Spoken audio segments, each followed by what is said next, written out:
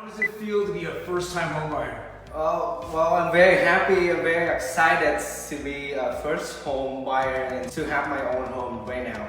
How was the journey? My journey was great and it was very smooth because I know that I have a great team beside me, and everyone just very helpful, and they has been always there for me and to help me out, and I got all my questions answered. Awesome, awesome. So what did you like most about this house? I like most the backyard. It's huge and it's also half the size storage, and it's can fit like 4 cars in there. And the second thing I liked about this house is the kitchen, and my mom also likes the kitchen too because it's just newly remodeled, and we have new cabinet, new stove. Awesome, it looks beautiful. Let me ask you this, what's the first thing you're gonna do to your house? The first thing I'm gonna do is to change the locks and then turn on the water, turn on electricity and the gas. A year ago, were you thinking about buying a house, and how did it all begin? How did it all start? I have been praying for the last few years.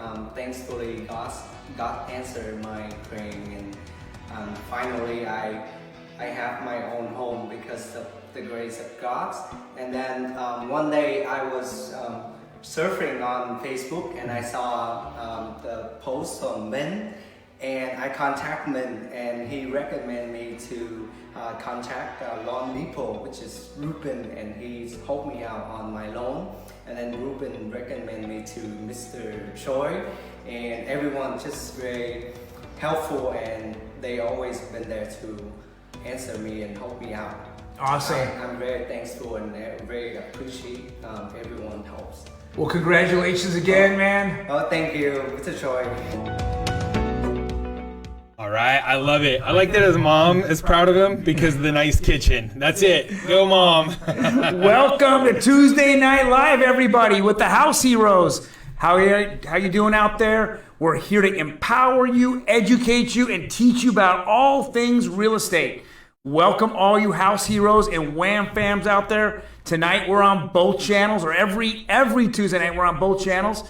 Tonight's topic, guys, before we get into it, tonight's topic is about property taxes. Everyone needs to know about them, about HOAs, and about Mello Roos. But first of all, Ryan, what have you seen this week, and what is actually in the news? And we'll get to the news here in a second, but what have I seen this week? It is absolutely chaotic out there right now. I mean, the inventory is just getting lower and lower. More bidding wars, the crazier and crazier terms. It is definitely a seller's market. And sellers now are having that stance of, well, I'll just wait because even if I'm overpriced now, I won't be in a week or 5, So they're willing to wait it out. So it is absolutely wild out there. But so as far as in the news, biggest thing, as we've, talked about over and over, is sales had to decline. But realistically, the sales decline was purely because of lack of inventory. I mean, I'm working with 10 different buyers right now. Everything they see, we've got multiple offers on it. It's just, and that's in the closest 4 counties around us. So that's LA, Orange, Riverside, San Bernardino. I'm working with buyers in all 4 of those counties, and all 4 of them multiple offers, and we're doing everything we can to stand out. Not just on price all the time, but to really get our foot across. So I mean, the cover letters are in full effect. I'm like, all right, what heartstring can we pull on? And so it's absolutely wild, and that's what we're going to see as we expect prices to keep ratcheting up through all of this. So actually, what happened on this week, CNBC came out, and Diane Olich, she's one of the real estate gurus. I don't think she has a real estate license, actually. I think she's just an opinionated person. And she came out and she looked at the numbers, and she said home sales dropped nearly 18% in April, while declining inventory pushes prices to record high. So a lot of people in my industry have said, hey, you know what? We just keep getting these declining sales. How, Troy, is things, you're so positive. How is it? How and why are you guys so positive? We're saying, well, as much as sales have declined, the inventory has come down at the same exact time, but that's not reported in the news. what's actually being reported is the negative side of it. So if you have declining sales and then you have declining property, actives on property, or property going on the MLS, what do you get? You still have all those buyers out there, especially the millennial generation, that isn't really that scared. I've said it about, last 2 months, I've said it. They're just not scared. I don't really want to put them on the spot and put them on live and have them say it, but I just keep hearing it in my ear like, hey, okay, I have to actually tell a lot of people, when we go and we view homes, especially vacant homes, we have to put on a mask, right? And they're like, well, to each their own. I've heard that many times now, but they've actually complied, and we do put on masks and we do keep social distancing, but I just don't see the fear in their eyes like I see in an older generation. Yep, absolutely. So to continue with this article that came out on CNBC, they had 3 key points, but what's kind of funny is that the first key point is, existing home sales fell by 18%.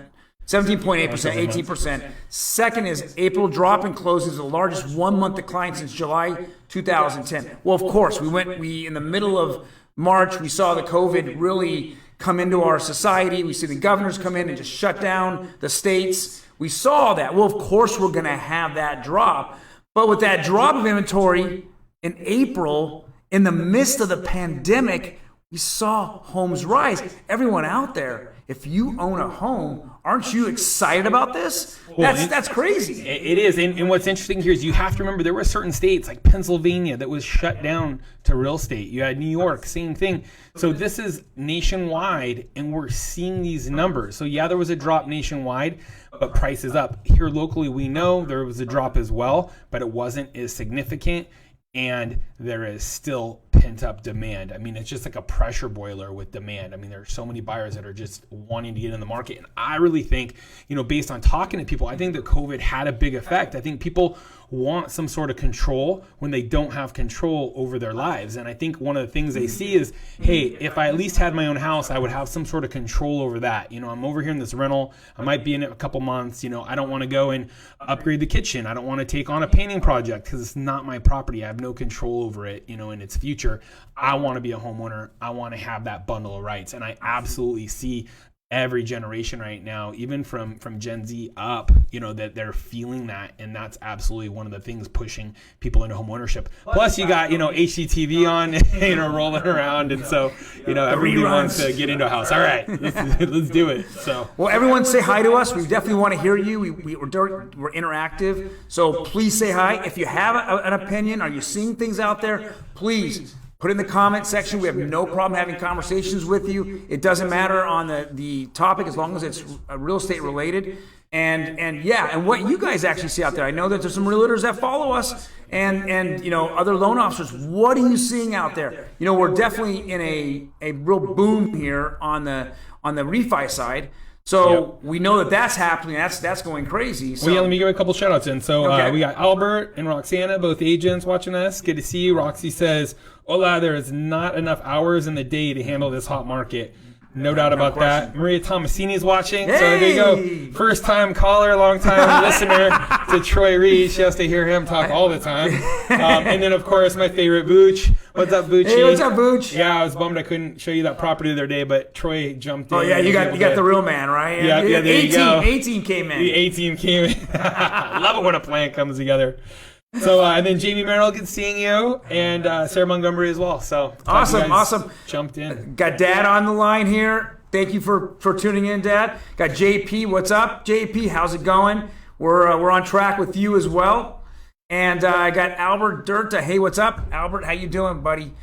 Thank you for tuning in. And again, guys, any questions, any comments, please put them in. We're more than happy to, absolutely. And just at least say hi. How you doing out there? We definitely appreciate all your information, all your comments back and forth. Yeah, if you guys have questions, please ask. Yeah. If you're hearing things on the news, stuff we're saying is not matching up to what you're seeing or hearing, ask us. Because we can definitely explain it. That We say it over and over that, real estate really is global, but it's local right now. This area and the economics in this area are completely different than a lot of things going on in other areas. So that's what we're trying to bring you, like what we are seeing from the trenches in the ground, what's really happening in real estate today. Well, I know another big thing that's in the news, it's forbearances. And that's another thing that we continue hearing in the news, that it's dragging people down.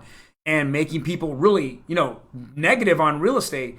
But when we actually break the numbers down, it's very different than what we're actually hearing. I think last week, Ryan, I think it was 8.3 million people had either inquired or filed for forbearances. But what are we seeing as we break that pie up? Yeah, and that was what was interesting is only 5% when polled said that they absolutely needed that forbearance. They couldn't make another mortgage payment.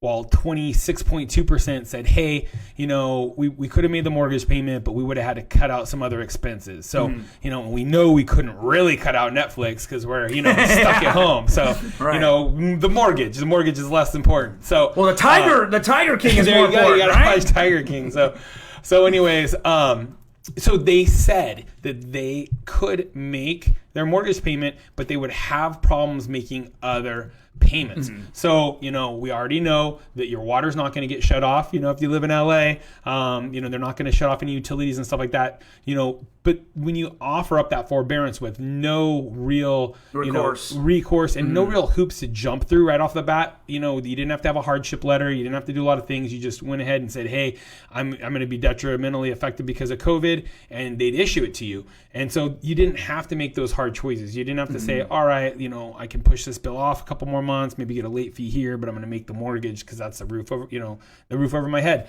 And because they didn't have to make those hard choices, they just didn't. So, and then that's fine, it's their decision. But when you look at it, really only 5% were in dire straits and they absolutely needed it. So together you got roughly 31%. So the other 69 there just said that they didn't even need it. They just said, hey, you know what? Might as well take it, 3 months interest-free vacation, and I don't feel guilty about it. So, well, this is the crazy part is it kind of makes sense here. So if I'm a homeowner and I'm seeing all this craziness pandemic in the world, right? And then I'm being offered a forbearance. So let's understand what a forbearance is. It's just taking my payments, and putting them off to the back end of the loan.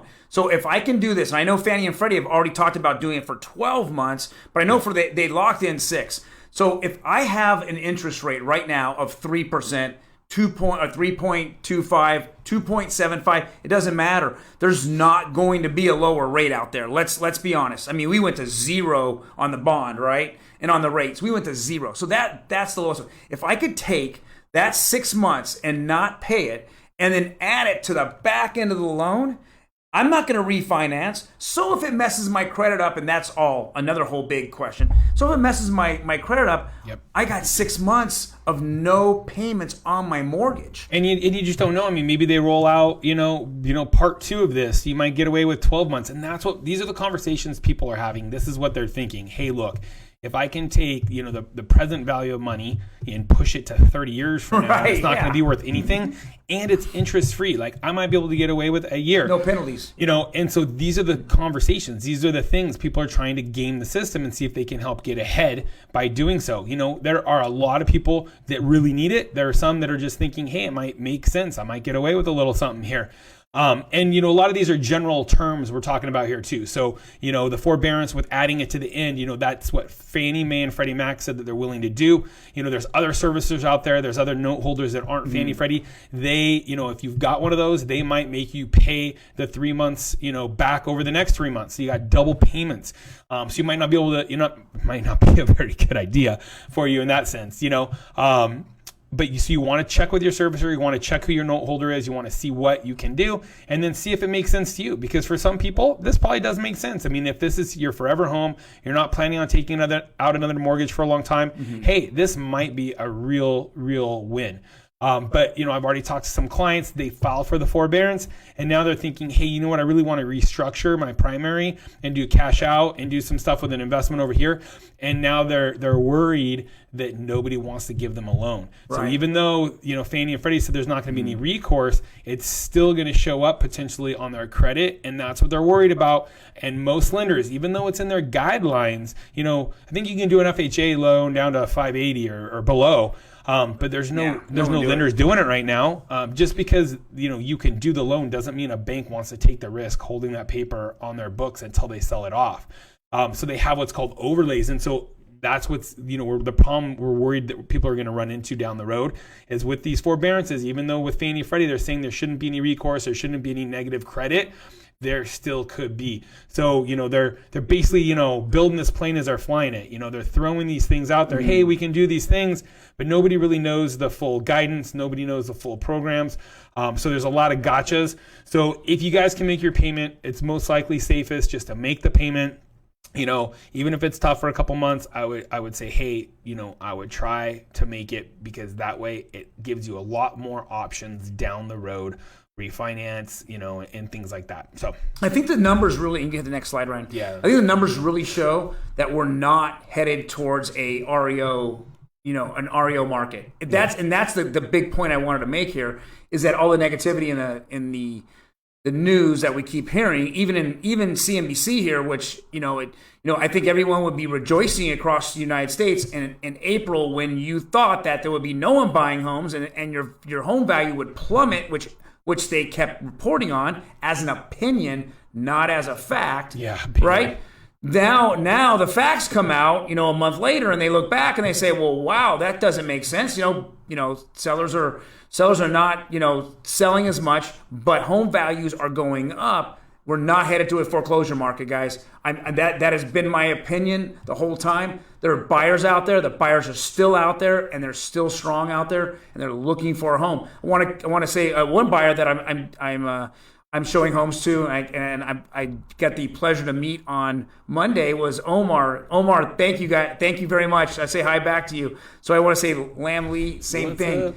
up? But yeah, I just want to say that we're not heading towards a foreclosure market. In fact, that actual statement by CNBC shows the exact opposite. We're actually looking at homes ticking up. And imagine when this pandemic's over, it's going to be a tidal wave. It's going to be exactly, the repercussion is a tidal wave of buyers getting in the market, and we're going to see home values just skyrocket. Well, and it's interesting because it's a bifurcated market, because although the entry level and those first two move up tiers are hot, anything in that jumbo space is still a little bit slower than usual, because it's still hard to get financing on those jumbo loans, and it's expensive.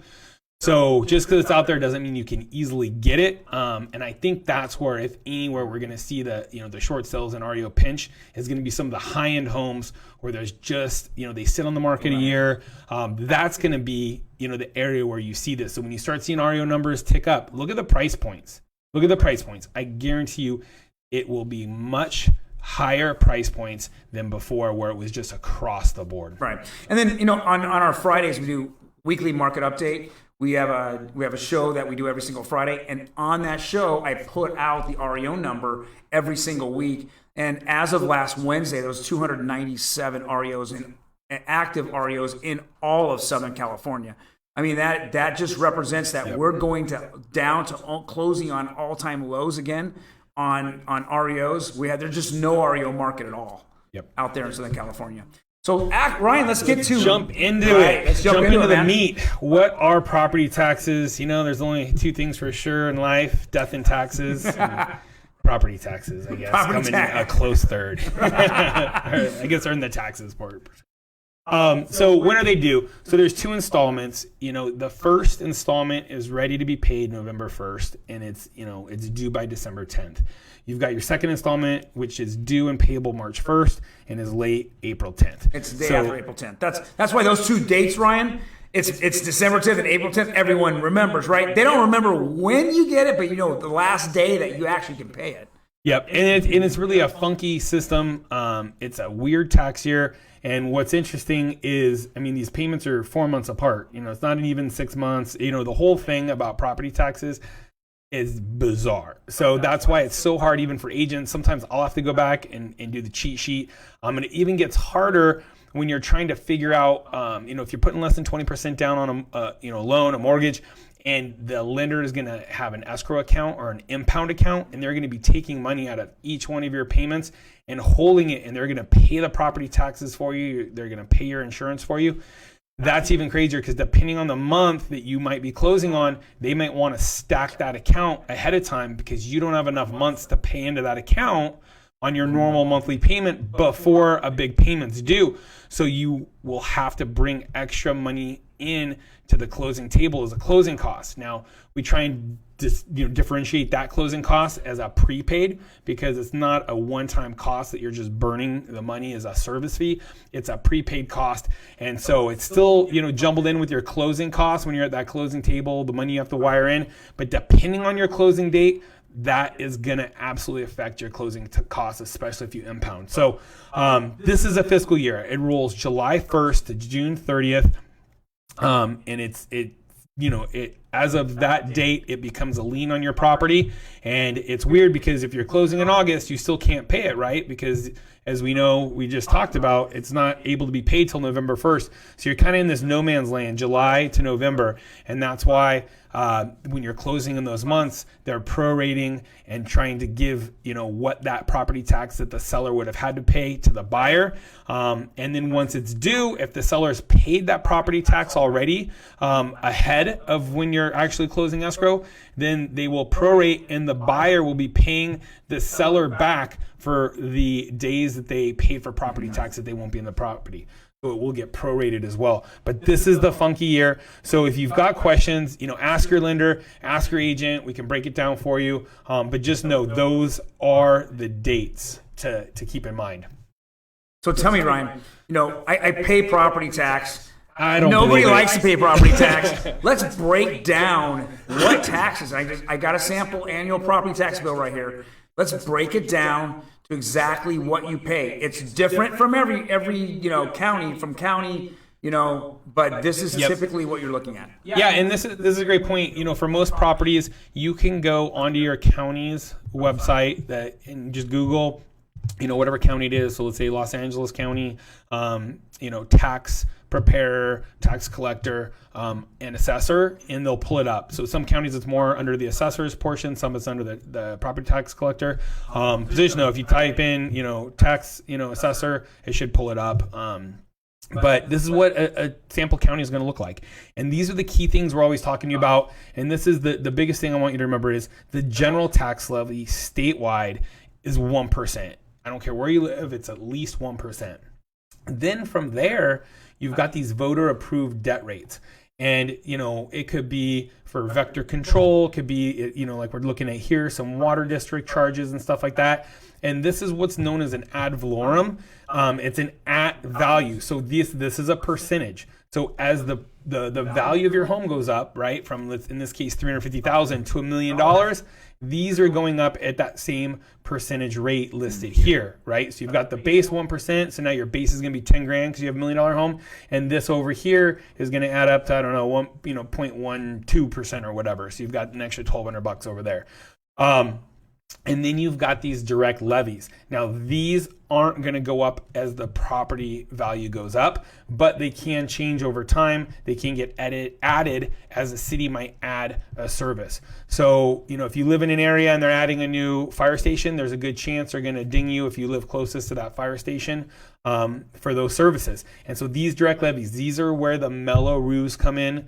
You have your landscape and lighting assessment districts, and this is what it looks like. I know in South Orange County, depending on what you could be in the same city, and one half of the city has a $3,500 water standby charge, and the other half of the city gets water somewhere else and doesn't. So you want to check these no matter where you live. Ask your agent to pull down a tax roll so you can see what your taxes look like in that area. Now, as we get to older properties, and older is going to be defined on the neighborhood you're looking in. Most it's, mid 80s and before. You're going to be very close to this 1% and these lower percentages here. There's not as many direct levies. Those areas have been around a long time and they just don't have as many assessments. When you're in newer communities, they had to do a lot of infrastructure and improvements. And the current city, residents didn't want to stomach that burden. So they said, hey, you're going to benefit from these new flood control, channels. You're going to benefit from the new schools that are all, nice and, shiny penny schools. So you need to be paying the majority of it. So that's why you're going to have these direct levies in those areas. I know I've witnessed some of the studies they do where they go, okay, well, this park here, costs us $10 billion a year, or 10 million, sorry, a year to manage. And they do these concentric circles. They go like 5 miles out, 10 miles out, 15 miles out, and they say, hey, the people closer are going to use it more and should stomach more of the cost. And as they go further out, they charge less. So it's interesting how this is all, played out in all of the assessments. But just know that if you're in a newer home, ask, is there Mello Roos? Is there a bond? And those Mello Roos, I think you go into, we'll go into them later there. But just ask, what are the Mello Roos? So that you know how long that bond is going to be paid as well. So, and then you go, they'll split it in half. So you've got your general levy, you've got your ad valorem extras, you got your direct levies, and then they total it all up, split it in half, and that's what your first and second payment is. The other thing that's always interesting is, when they calculate the property valuation, when I first got into real estate, I was always surprised how little value they'll normally give you for the structure itself. A majority of it is actually land. And then know that if you are living in this home as your primary residence, you can get this $7,000 exemption as a homestead off of the property. You definitely want to file that homestead exemption if you're living in the home. It gives you this $7,000 discount on the overall value that's being taxed, and it gives you some benefits if you were to file a bankruptcy down the road.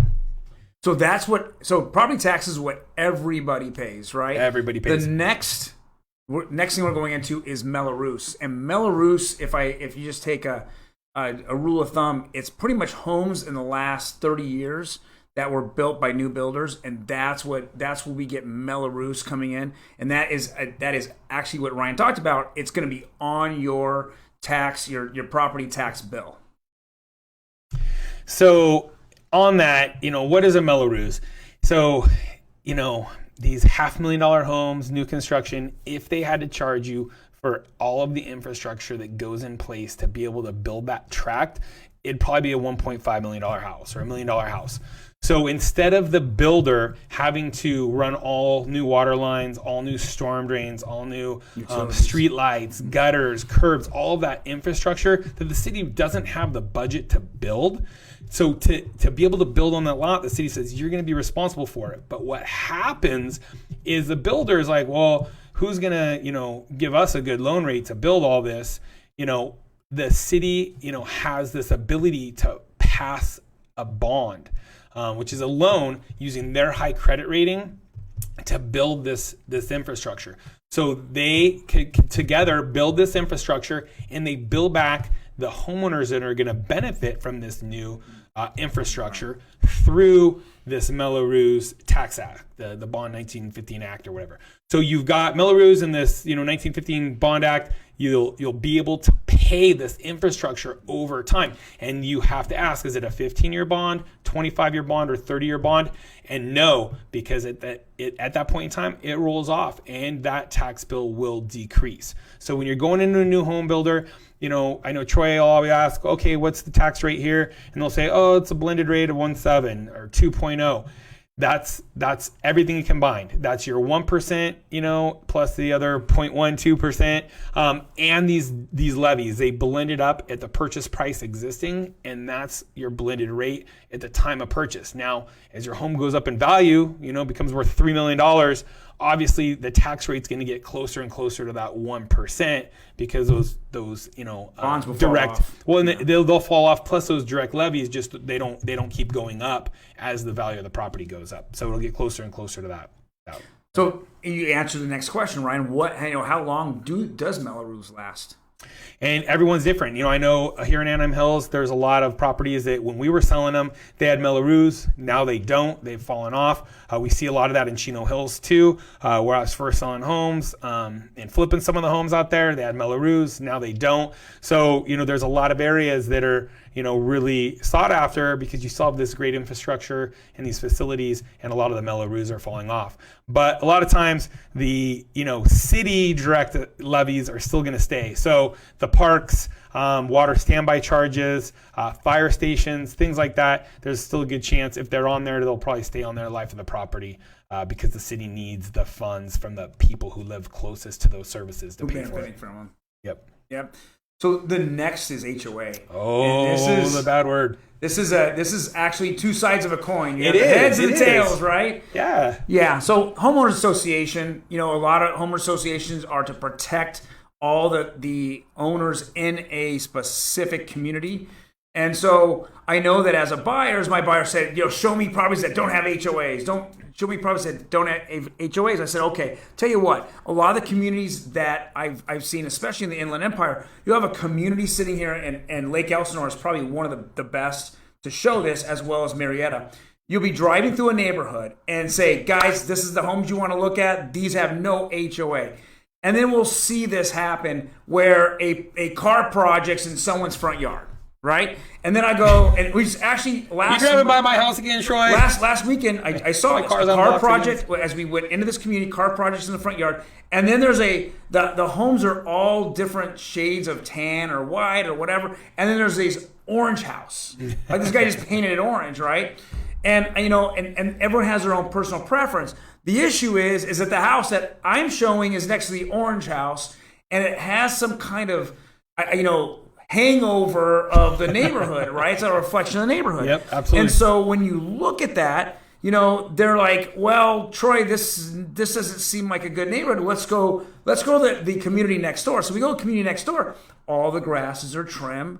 You see all this uniform colors on the houses. You see, American flags out. You see all these different things that's significantly different. And I say to them, hey, this community has a $45 HOA. So what they're doing is they're on top of their people, making sure that the houses are all nice, that they're, if not, they get fined, right? You get fined over and over by the HOA.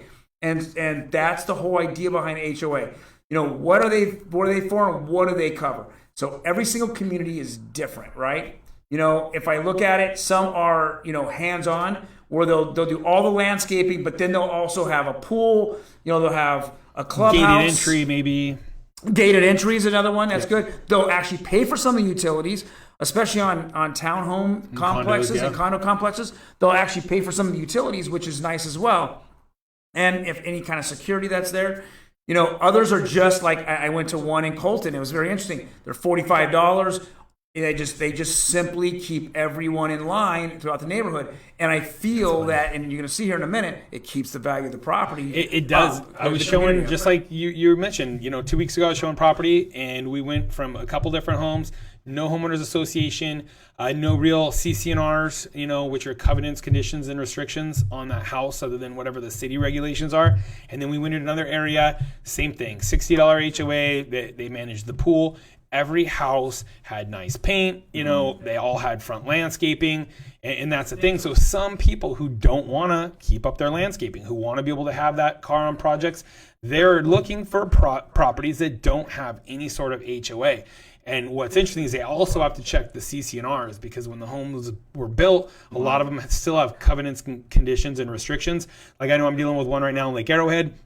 There's no HOA, but there are CC&Rs, and there's an association that actually goes out and monitors and makes sure that you're not painting your house, hot pink, and it's an architectural committee that is active, but there are no fees unless you want to do exterior work to the house. So it's very interesting. There's different levels of what the fees are, but you just need to know, what type of lifestyle do you want? Do you want to be able to put your car on blocks, or do you want all your neighbors to have nice grass, uniform colors, and things like that? So why do buyers dislike HOAs? I mean, obviously, money. You look at, I have a payment, right? So I go down to my loan officer. I go, hey, let me get qualified. Oh, I can get qualified for up to $350, and then you walk in and you say, oh, this house is beautiful. It's at $350. It's at the height or maximum or ceiling of what I can afford.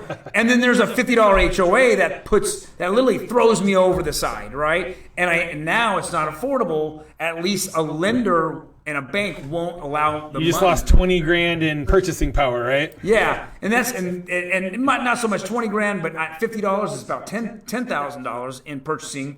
For ballpark. Yeah. But that obviously, that's something that they don't like. Yeah, and it's also restrictive. Like Ryan's saying, in certain HOAs, they have what's called CC&Rs that he went over. Well, I have, I've seen this happen a long time. I've had a client, hey, we're getting a townhome. Let's go read the CC&Rs. Oh, sorry, Troy. I have a dog that's over 40 pounds, and the HOA will allow only dogs up to 40 pounds. My dog's 55 pounds.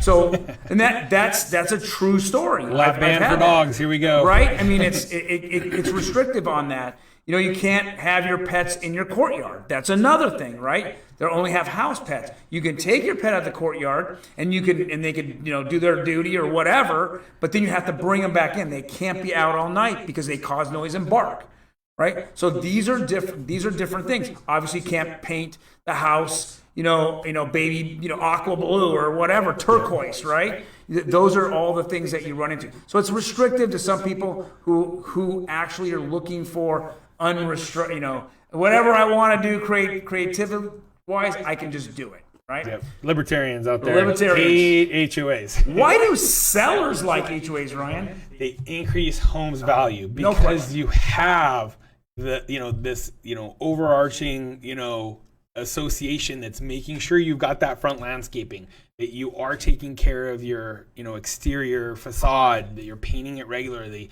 I know we had an REO, Banco and Foreclosure in Corona, $45 HOA. They took care of some common area landscaping at the very front, where it had the name of the neighborhood. And other than that, their whole job was to go around and cite people for grass, lawn, and exterior wiring and paint. And so they had fined and violated it for paint, lawn, and exterior cameras without a permit. So, but it increased the home's value because every home in that tract, other than this one that we had, was a complete gem. And because of that, they're drawn to that neighborhood, and it absolutely does increase value in these neighborhoods because of the conformity and because they all look good, and it's a place that you want to be and to pay more for it. Right. And so I'll just say this as a couple of things that I've seen out there with my experience is that when you look at these little small HOA communities, you're not seeing the streets full of cars, right? You're not seeing the lawns dead. Right? That's what I'm seeing in communities that don't have HOAs. And my clients go, well, why is the streets full of cars, Troy? Well, number one, you have renters. There's a lot of renters there. Okay? When you go into HOA communities, they actually have, especially on townhomes and condos, a percentage of those can only be rentals. You can't have 50% of the community a rental community.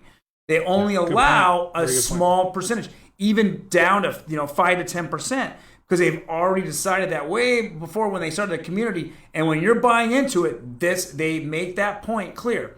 Every one of you out there that are buying a house that has an HOA, receive HOA docs. And you must sign those docs and sign that you receive a copy of all the CC&Rs prior to closing. It is required. Because then you know exactly what you're getting into in that particular community. Well, and that's a great point because you've got the CC&Rs, and when we talk about HOA docs, there's quite a bit there. You've got bylaws because it's essentially like a corporation.